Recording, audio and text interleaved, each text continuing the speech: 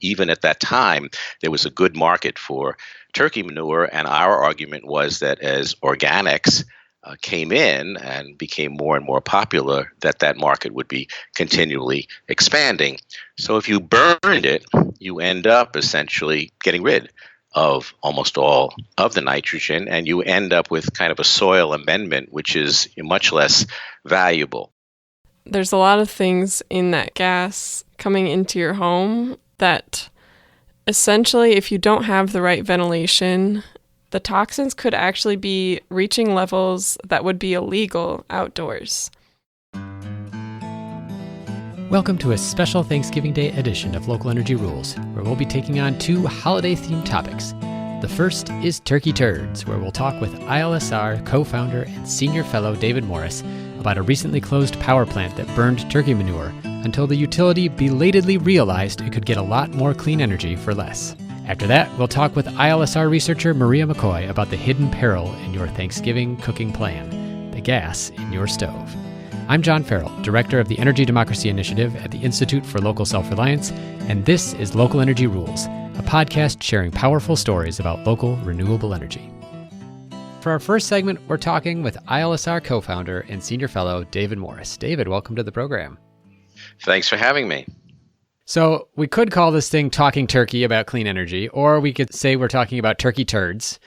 But what we're really talking about is a recently closed power plant that was burning, I guess what they call turkey litter to produce electricity in southern Minnesota. And I guess the idea of burning turkey litter, which is in Minnesota a local resource, you've got all sorts of large turkey farms, seems kind of like a good idea at first blush. But why is burning manure maybe not the best use of this material?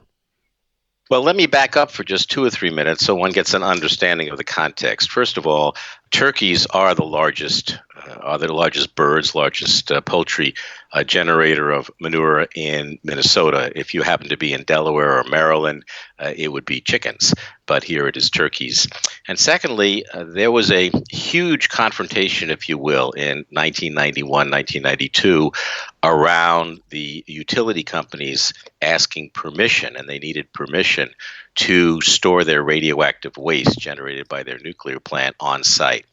And coming out of that tumultuous legislative session was an agreement that they could do that for 10 years, but that they also then needed to meet renewable energy targets. And they were specified as a certain amount of wind energy and a certain amount of biomass energy.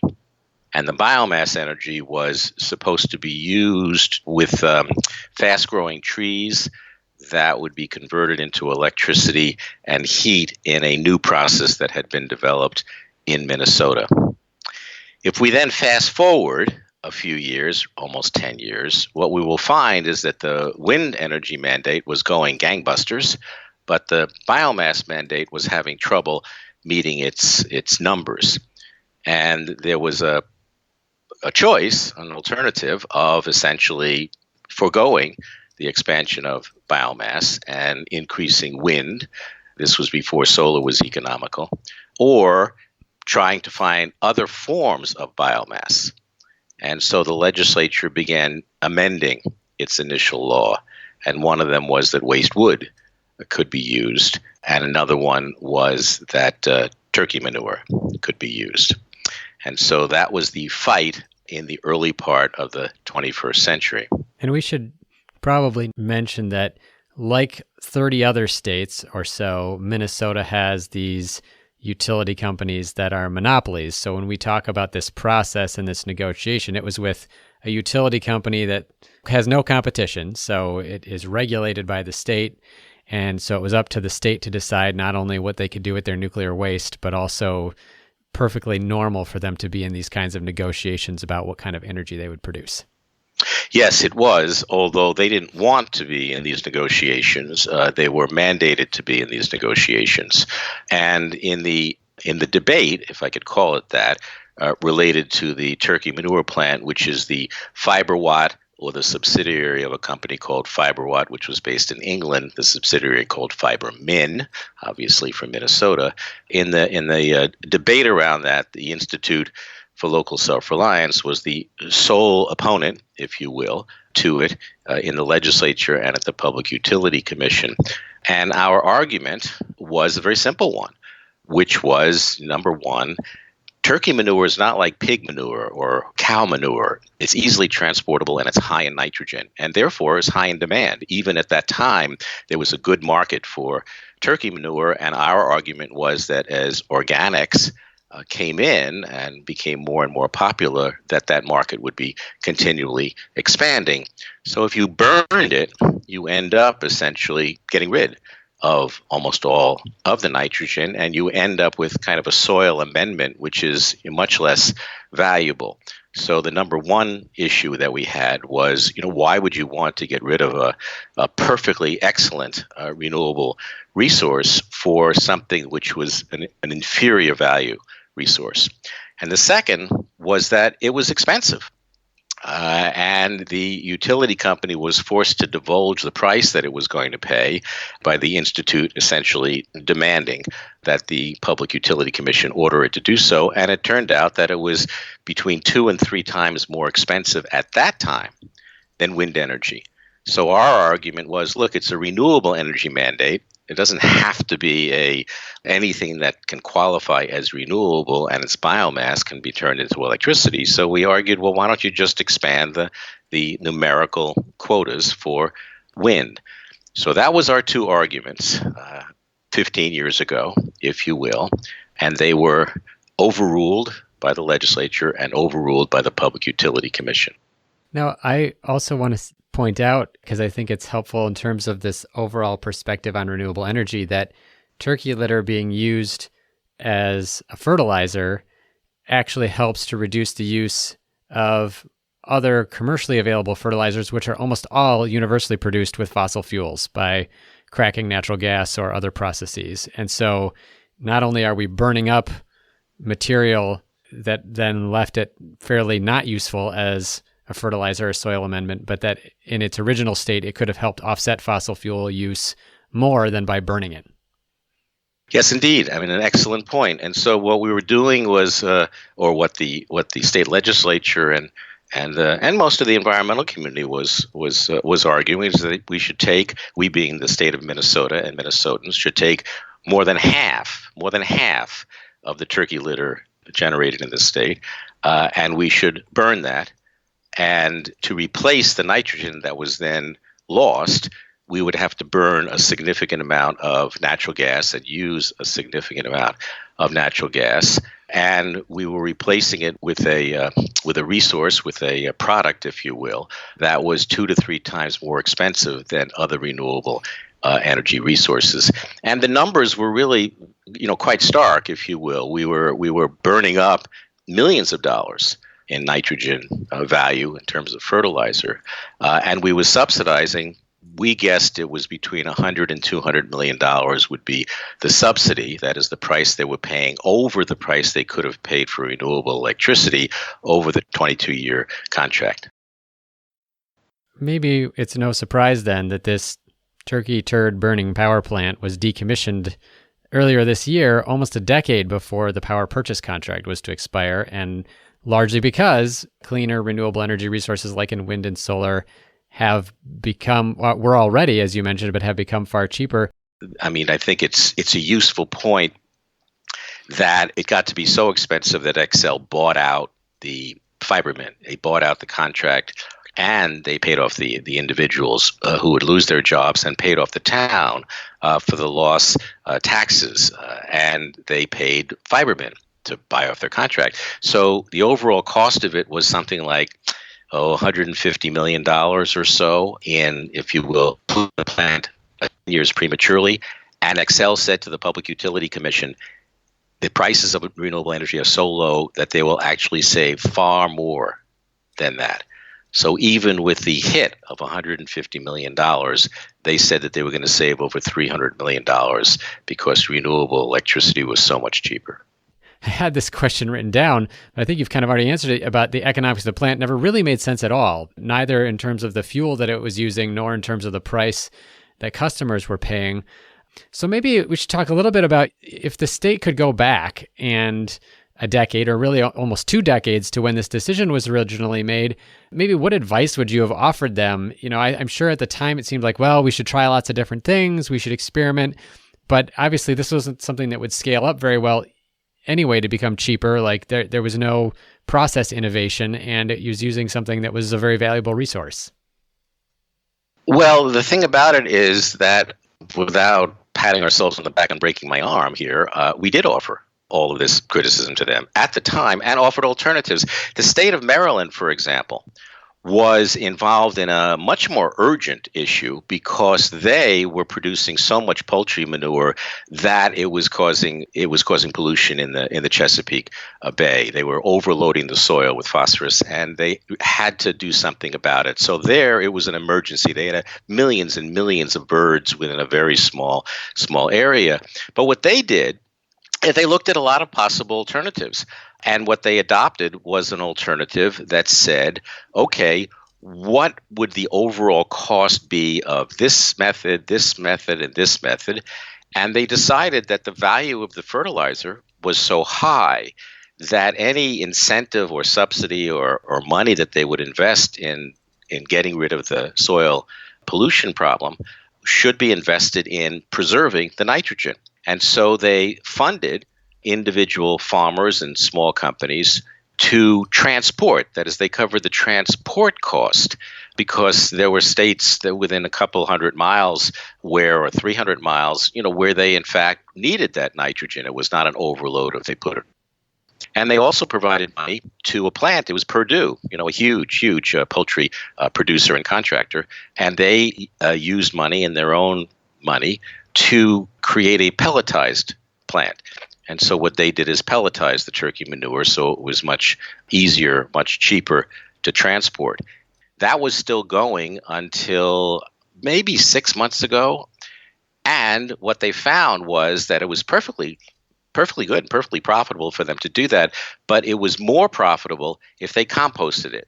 So they have converted the pelletizer plant into a compost facility, which saves them a lot of energy and captures more of the fertilizer value. So the state of Maryland did this, and they did this before the issue was joined in Minnesota. Now, they had a crisis, and they confronted it in, one would hope, would be the way that any public body should. We didn't have, that is, Minnesota didn't have a crisis. It had a bunch of lobbyists from Britain that was trying to peddle a new technology and slipping in through an amendment to the existing biomass mandate.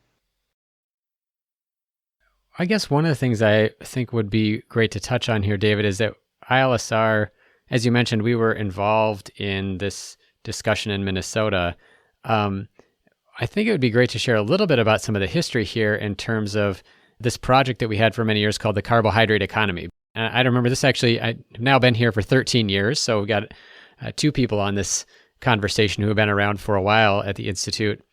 But one of the things that we have often talked about in our work in renewable energy, and especially when it comes to biomass, is thinking about what's the highest value of the material. So Maryland here provides this great example, right? There's this sort of range from burning it to pelletizing it to use as fertilizer, now to composting it, and again, being able to continue these other uses.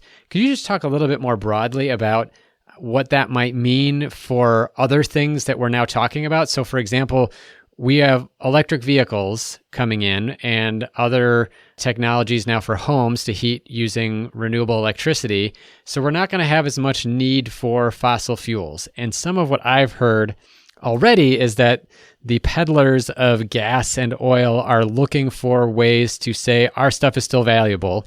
Chemicals are one things that we make using a lot of fossil fuels, plastic bags, things like that. Do you see a corollary between this conversation that's sort of upcoming about using fossil fuels for materials and this history of what happened in Maryland and Minnesota? Absolutely, I do. And I mean, people, if you're looking at a renewable resource, plant matter is a renewable resource, just as wind is a renewable resource, solar is a renewable resource. The difference is that in wind, if you harness the wind, you can use it, it seems to me, only for mechanical power or electrical output. With solar, you can use it for thermal or you could use it for electrical. That is some form of energy. But when it comes to plant matter, there's a hierarchy of uses. Obviously, at the highest level, it's food.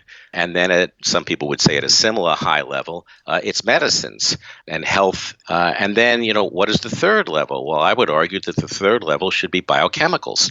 Any petrochemical can be made from a biochemical, and it makes sense because, after all, what is a fossil fuel?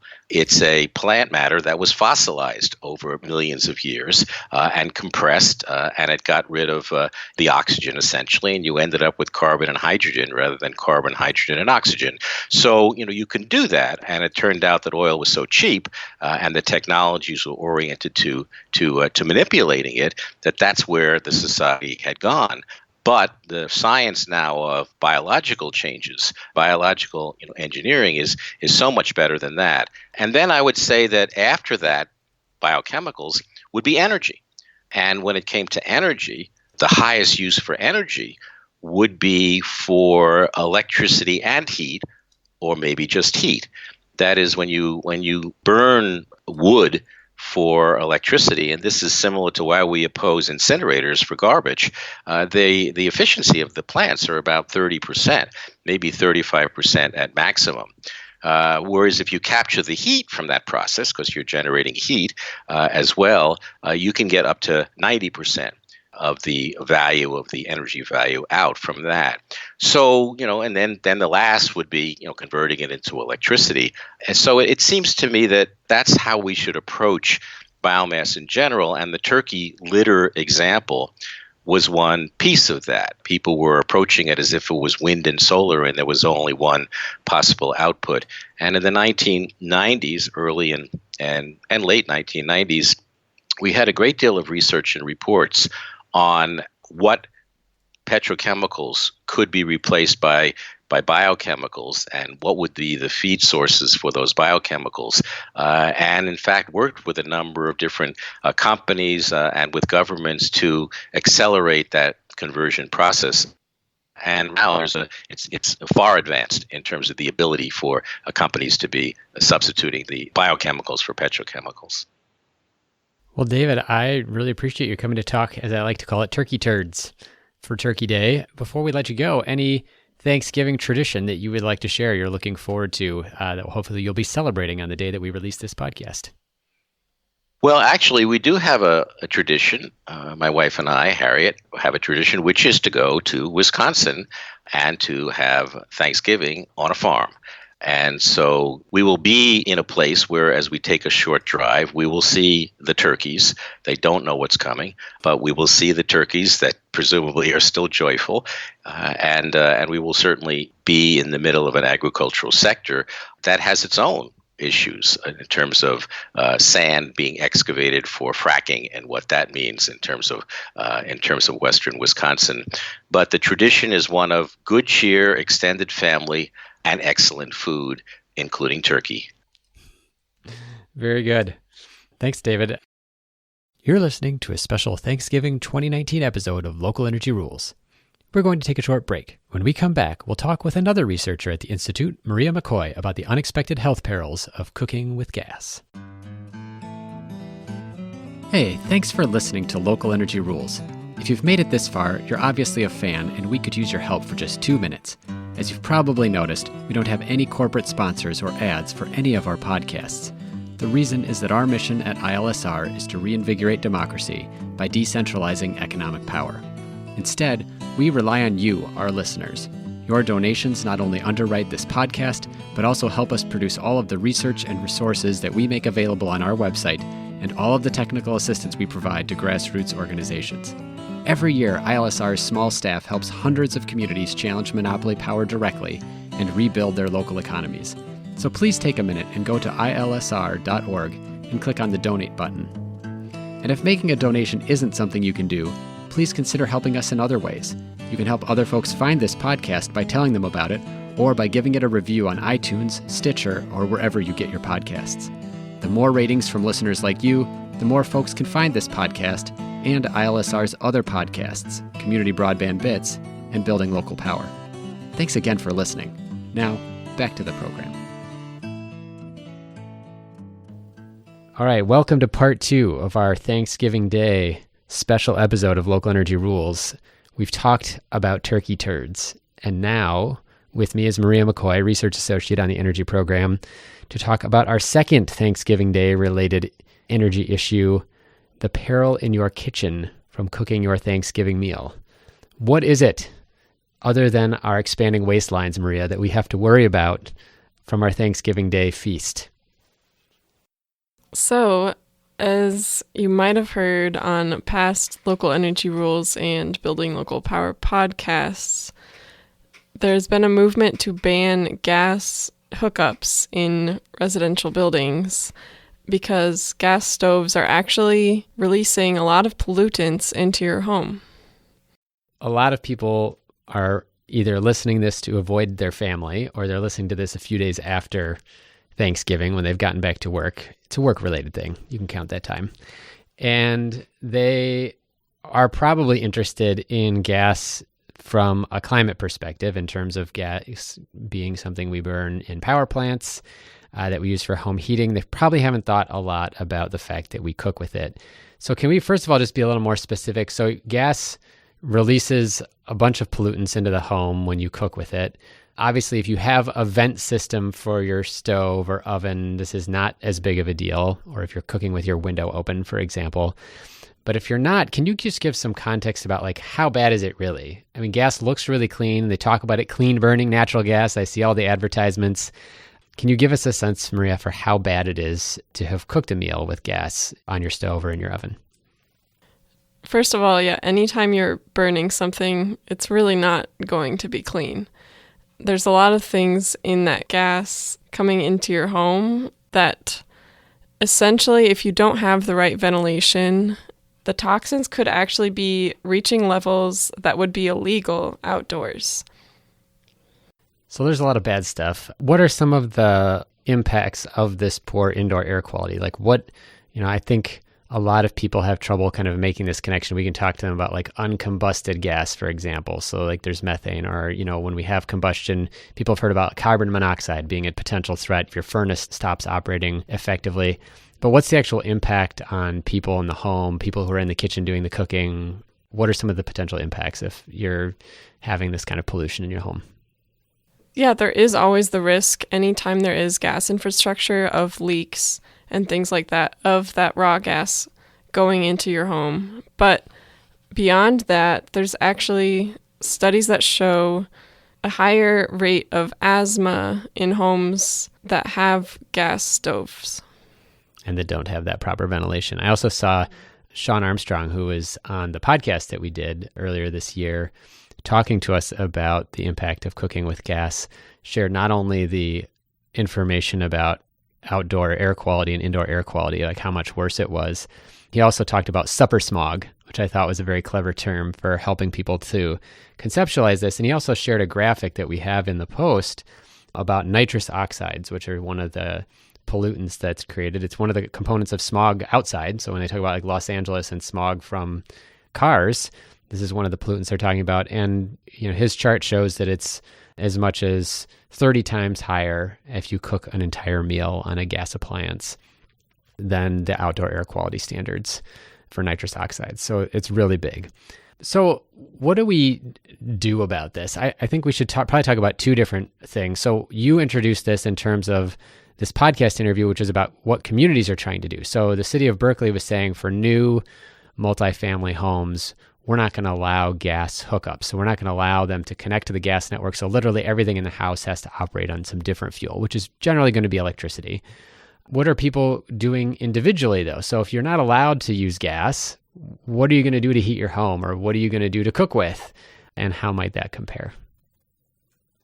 So there's many different technologies already available to switch out gas. There are obviously like electric cooktops and space heaters and things, but we've also been looking at heat pumps, which can work now in cold weather as well to replace a furnace. Or there's also the option of an induction stovetop, which are actually much more efficient than either gas or electric stoves. And you can really control the results of your food too, which is what people probably care about. I'm fascinated by induction. I cook a lot in my house. I currently have an electric range, which was different when I moved from the one that I had used before. And I found this stuff about induction really interesting. I mean, first of all, I don't totally understand how it works, and I think I'm just going to let myself not understand. A typical electric stove is basically using electric resistance to heat something. So the same thing, like you said, a space heater or an electric range, they all work the same way, which is basically generating heat through a metal coil through the electricity, and it's not terribly efficient. That's one reason why we heat homes generally with gas-burning furnaces, for example, instead of using electricity right now. You mentioned heat pumps, which is basically like a reverse air conditioner, is the way I like to describe that to people, that uses a compressor and the differential in air temperature to heat a home. But I think induction is really interesting because you mentioned people do care about how this works when they cook. Like I said, I can't totally explain the technology, but the basic idea is that the induction, the heat goes directly to the pan. If you turn on an induction burner and you stick your hand on it, it will be cool to the touch. But if you have a conductive pan, so it's made out of steel or iron or something, that's what heats up. If you have a wireless charger for your cell phone, that's kind of the same principle in a way. So it's a lot more controllable. So like if I turn off my electric burner on my current stove, and a burner is probably not the right term for it, of course, but if I turn off that electric coil right now, it's still hot and remains hot for a while afterwards. That's also why when people are cooking, for example, it's hard to adjust the temperature because that residual heat stays there for a while. But with induction, you're saying, if I want to just turn off the heat, it's off immediately? Yeah, pretty much. And obviously the pan or whatever you're using will still be hot, but the actual surface of the induction burner or stove itself will not be. And I've also heard that it's actually a lot faster than a typical electric range or even a gas stove then for some simple tasks like boiling water. Yeah. That is one of the cool features of induction ranges. They're actually very popular in Europe and have been for some time. So the fact that we don't have them in the United States is just an example of kind of innovative technology maybe not crossing over here into the market where it's very much dominated by typical electric resistance, cookware, and whatnot. You know, we've talked a little bit about the individual impact. So if you've just cooked a Thanksgiving meal and you've done it on a gas appliance and you don't have a vent over your stove or you don't have your windows open, you're probably breathing air that is far in excess of outdoor air quality standards right now. You know some of the things that you can do. There are different appliances you could buy. You can cook with the windows open. It's hard to do at this time of year in a lot of parts of the country. It's pretty cold out.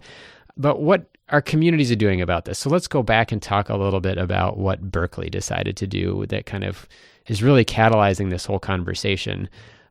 Why did they take this approach, for example, instead of just saying nobody can use gas at all anymore? And what are they hoping is going to happen as time goes on? Do you think that they're going to expand on this policy to incorporate existing homes? Do you see other communities interested in the same policy? Right. So Councilmember Kate Harrison, who was part of the Berkeley Council that passed this gas ban, talks about in the interview how a lot of this infrastructure is going to have to be replaced eventually anyway. So by just banning gas hookups in new multifamily rental housing, this will stop further hookups to gas in communities that don't really have a choice in the matter. So when they're not the building owners, they don't really get to choose what kind of appliances they have most often or what kind of infrastructure exists beneath the building even. So that's part of it. Well, let me follow up on that. I think that's what you brought up is a really interesting point about what choices people have. So the folks that are going to be living in the buildings that Berkeley is targeting generally aren't going to be the ones buying their own appliances anyway, right? Mm-hmm. I mean, they're renters, they're coming in, the appliances are already going to be there. So folks that already live in apartments in Berkeley are not picking what appliance they're using. So if they have bad health impacts, as we've heard about from gas appliances in their apartment, and if there's no ventilation for them, they don't really have a lot they can do about it. They don't have the option to just go out and buy something else. They might not be able to afford it. So that sounds like, in a way, that Berkeley's sort of trying to head off this issue for future apartments by saying, folks in those apartments, we're going to help protect your health by making sure that when the building is built, it's not even an option to have these appliances that can be dangerous to your health. Sean also talked about, as I recall in the interview, some other benefits that come from building buildings without gas. Could you talk a little bit about those? Yeah, he did. So it actually costs less to avoid using gas infrastructure and just go all electric. And this is one thing that Sean, as a affordable housing developer, was able to bring to that interview. Requiring that these new multifamily homes can't use gas will help save costs in the actual construction of these homes. And I think, as many people already know, there's a lot of issues with housing in California. And so by saving money constructing these homes, that should allow developers to create additional units for more people to have a place to live. And they should hopefully be more affordable as well. Mm-hmm. There's an interesting parallel to this happening in the Northeast, where there's a fight right now between a gas company, National Grid, and the state of New York about their gas network. They want a big new gas pipeline built, and the state does not want them to build it, concerned kind of about the long-term cost effectiveness of the thing. And so the gas company itself, in this case, said, we're not going to hook anybody up for gas. And in fact, even people who were already in the process of building a building were prevented from doing the gas hookup that they had been promised, which is, of course, an issue for them in the sense that they'd already designed the building with the guts, if you will, to allow for the use of gas in the building.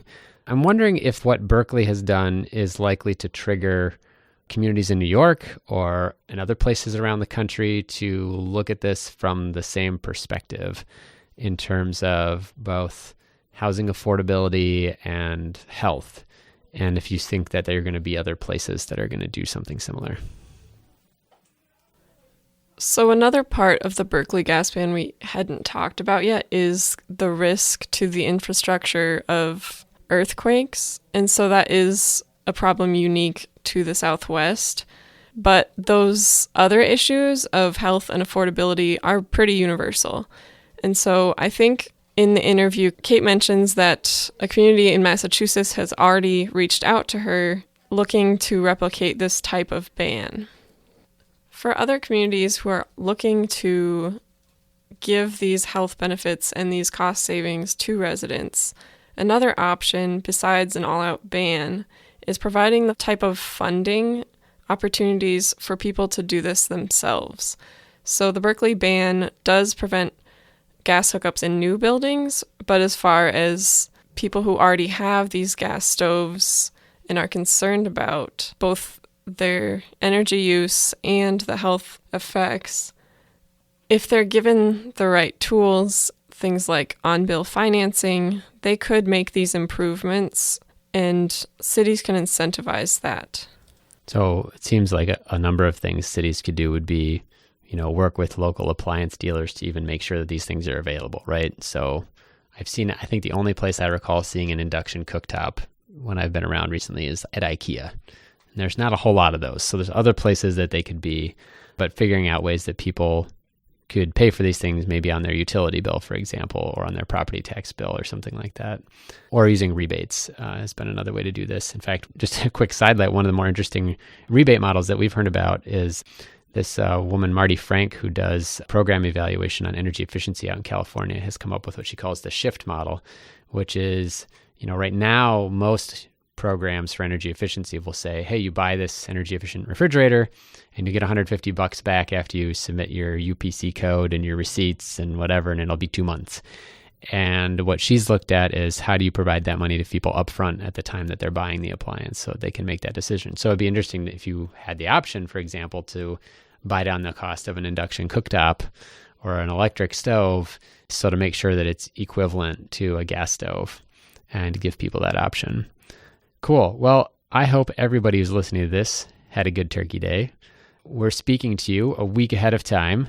in our preparations. But before we wrap up, maybe we'll just do a quick question for Maria and I to answer about favorite Thanksgiving food or Thanksgiving tradition. So I'm going to go first to give her time to think about this because I just had this question on a call I was on. But pumpkin bread is definitely mine, although I heard lots of good stories about football games, pickup football games being played after. So I'm jealous of people who have that as a Thanksgiving tradition of going outside and trying to enjoy that a little bit. But I'll be looking forward to making a lot of pumpkin bread in my electric oven.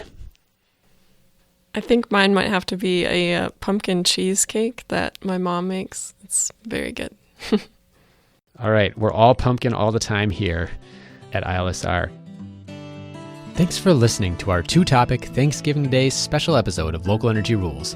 You can find more on the perils of turkey poop from testimony David Morris provided against the poop-burning power plant on our website. You can also find our Local Energy Rules podcast episode with Kate Harrison and Sean Armstrong about Berkeley's effort to address public health by banning gas connections for new properties. On our website, you can also find more than 90 past episodes of the Local Energy Rules podcast. Until next time, keep your energy local, and thanks for listening.